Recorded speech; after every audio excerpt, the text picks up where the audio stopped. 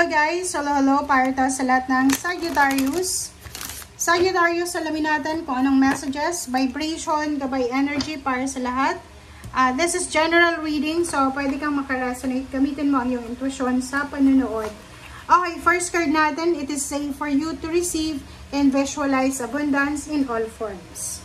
Okay, Sagittarius, first two cards mo, ang sinasabi ng baraha dito na safe na tumanggap.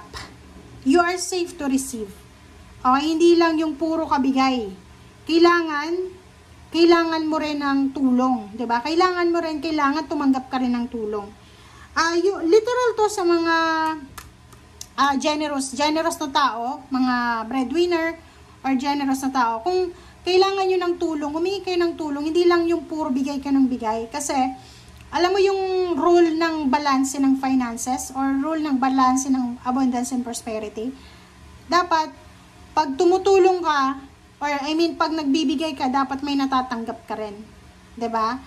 Alam nyo yung, tawag dyan, yung, kumbaga, pinagmula ng kwento kung bakit ka, pag nagbibigay ka ng sapatos, kailangan bigyan ka din ng coins. Hindi yun dahil sa aalis, iiwan ka ng tao. No. That's because shoes symbolizes destiny yan eh. Siya yung magdadala ng destiny eh.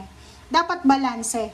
Dapat, di ba, pag magbibigay tayo ng swerte, kasi shoes symbolizes success, luck, and progress. Change. Di ba? Para siyang wheel of fortune.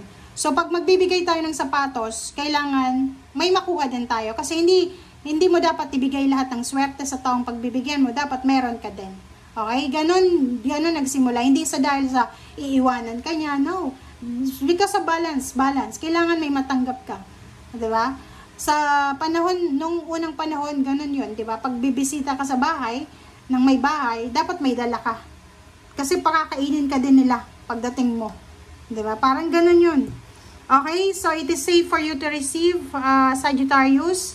Huwag kang mag-guilty na tumatanggap ka ng tulong, tumatanggap ka ng biyaya, kasi deserve mo din yung tumanggap.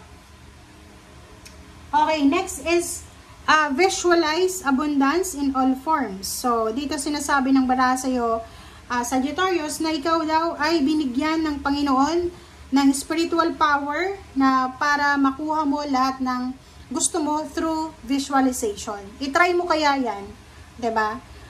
Pumunta ka sa quiet or sa lugar na tahimik ba. Kung wala sa bahay nyo, sa kwarto nyo, kung wala kayong anak na maingay, sa kwarto. Kung maingay sa bahay, sa simbahan.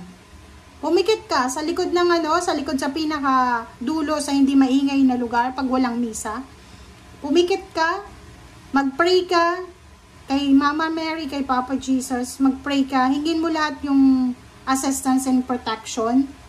And then yun, ibigay mo sa kanila ang lahat ng mga heart's desires mo. And try mo lang, 'di ba? And while you're asking for help, dapat tinutulungan mo rin yung sarili mo. Okay? Huwag tayong hihingi ng tulong na manalo sa loto Kasi ang loto is luck yan eh. Swerte yan eh. Sa swertehan yan eh. Okay? Ang i-pray natin is bigyan ka ng tamang tao or padalhan ka ng tamang tao para matulungan ka sa direksyon na gusto mong tahakin. Hindi yung magpipray ka na bigyan mo ako ng number. Kasi after ibigay sa'yo ng number, mananalo ka. Tapos pag hindi ka nanalo, magagalit ka. Diba? So dito sinasabi na kailangan mo daw na magkaroon ng steady vision sa kung ano yung gusto mo. And be positive sa kung ano man na gusto nating mangyari sa buhay. Basta pag mag-manifest tayo, make sure na manifestation plus hard work equals success.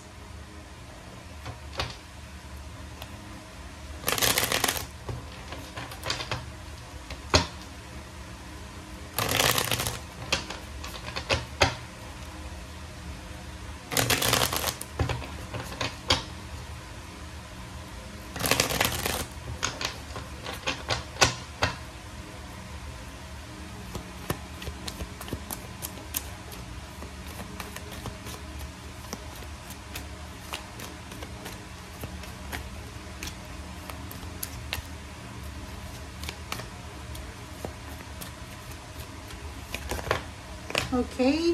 Oh. Okay. Sagittarius reverse na Queen of Cups. Reverse na 3 of Wands. And then, nandito yung Empress. And then, 5 of Swords na reverse. Upright, sorry. Okay, kumuha pa tayo ng isa.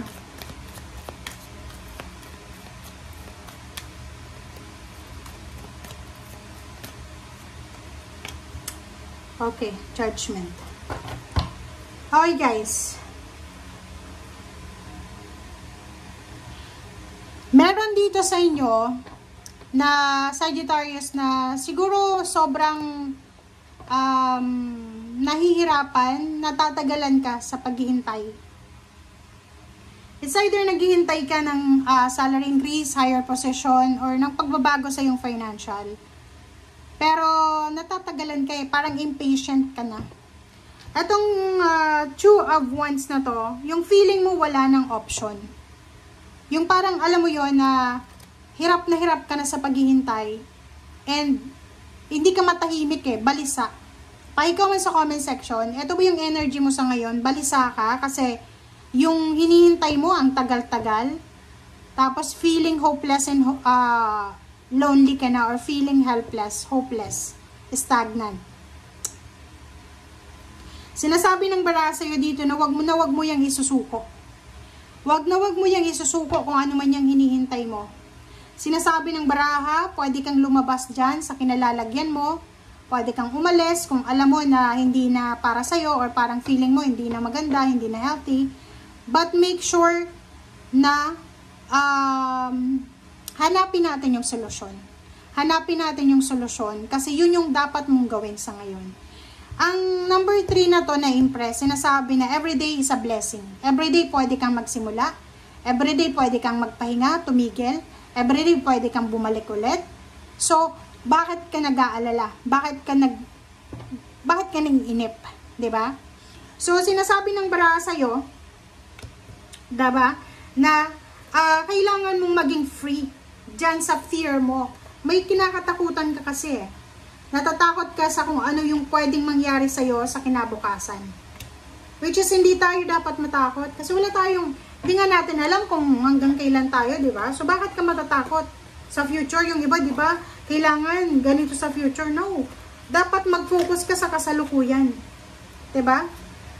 Isang balita, isang good news ang posibleng matatanggap mo na pwedeng magdala sa'yo ng peace and harmony.